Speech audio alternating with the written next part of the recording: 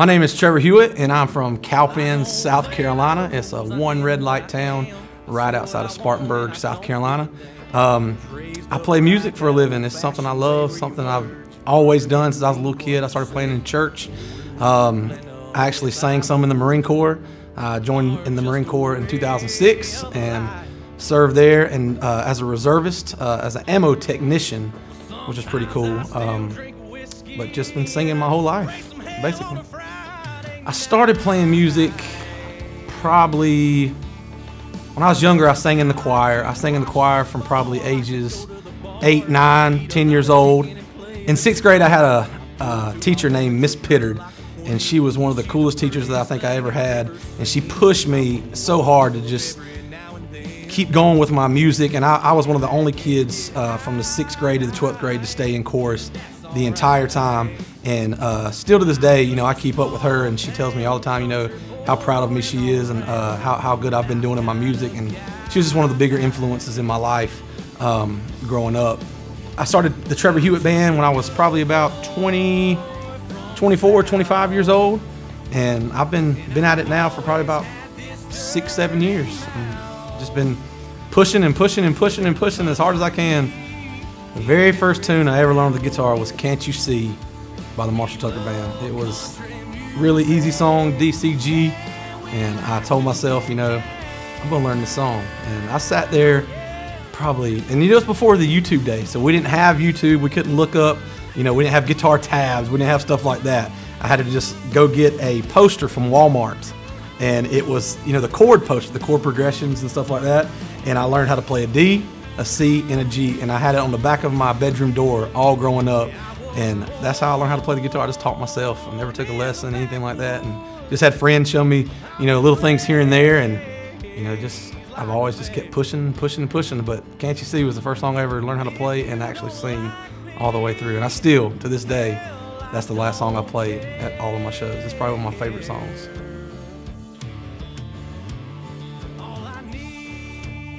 Well, actually, in 2016, I got a chance to meet Doug Gray. We met, and I got to go to a show and watch him sing, and he actually pulled me up on the stage to sing "Can't You See" with him. And man, it was probably one of the coolest things ever. I got to get in front of like a sold-out crowd at the Fillmore in Charlotte and get up there and belted "Can't You See" with everything I had, and it was still probably one of the top 5, 6 moments of my life. You know, it was pretty cool.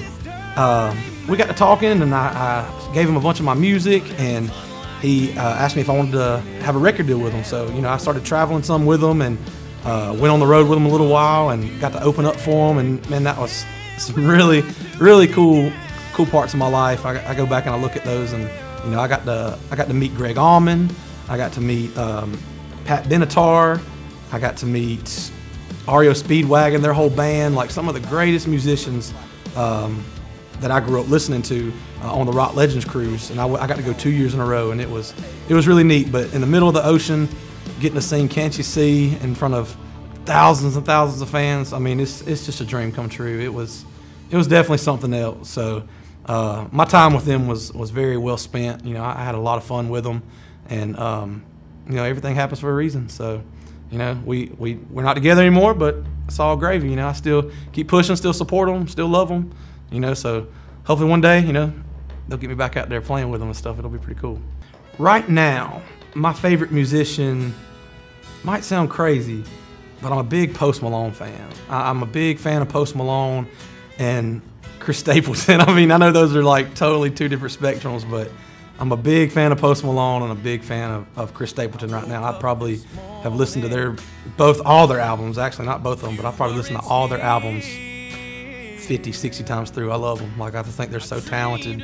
Just, you know, just the way they use their words and, you know, tell stories in their songs. It's just, I try to strive to be, you know, more of a storyteller myself when I write music, and those guys are just crazy talented at it. And a lot of arm work done, so I'm almost fully out of room on my arms, but I don't think there's any face tattoos in the future. Not for me. Shout out to my buddy Mike Tats, who does my tattoos. He's at Palmetto Inc. He's one of the owners. Go check him out.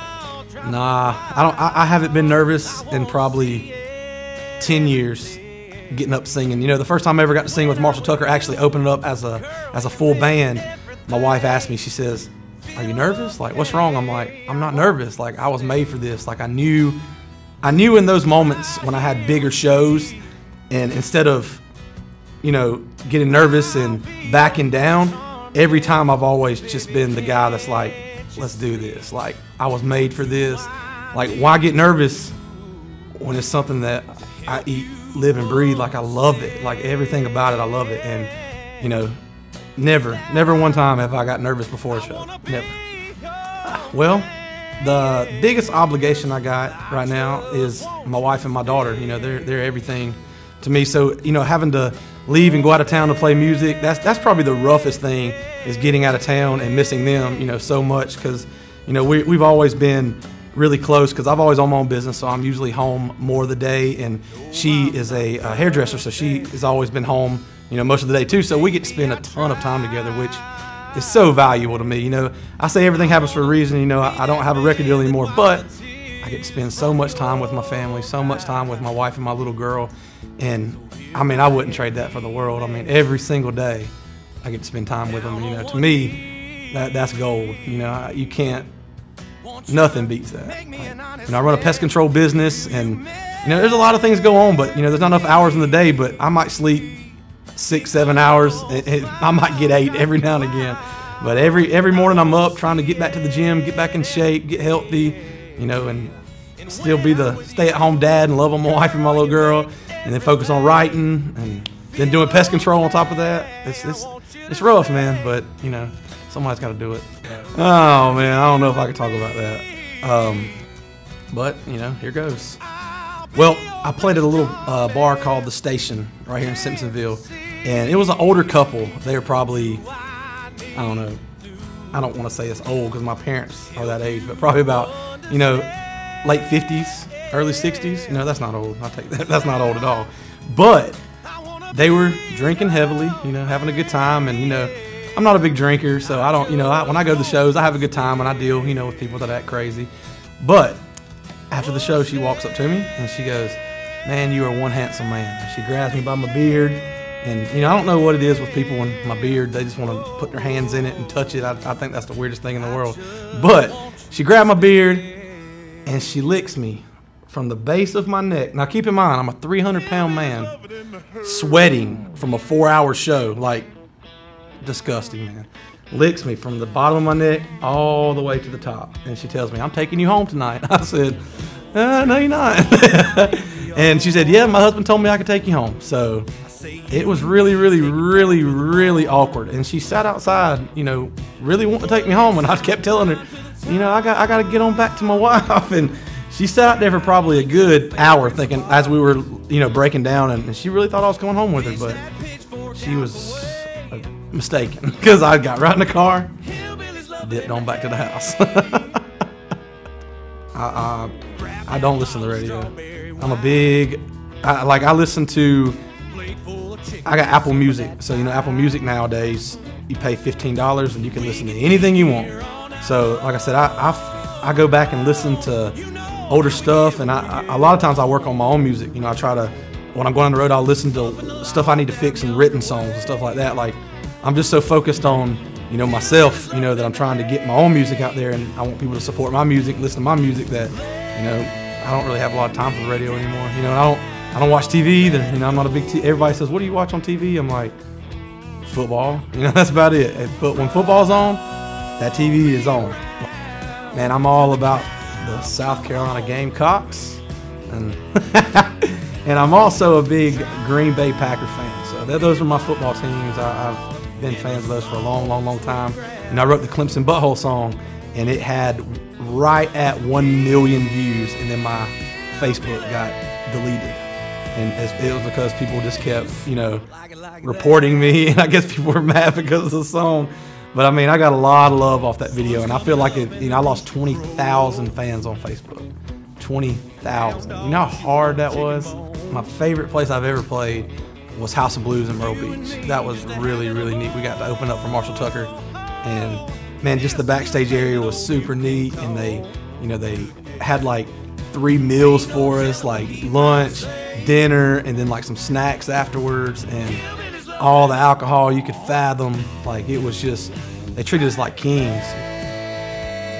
follow me on Facebook, facebook.com/The Trevor Hewitt Band. It used to be Trevor Hewitt Band, but that page got deleted, so now it's The Trevor Hewitt Band. Then you can follow me on Instagram at Trevor Hewitt Music, and you also can follow me on Snapchat, MT Hewitt. I love Snapchat. Snapchat's my favorite. I tell people all the time at the shows, send me a Snapchat of me playing or something funny, you know, because that's my favorite thing to do at the end of the night, just to wind down, watch those Snapchats of people that come to the show. It's really cool.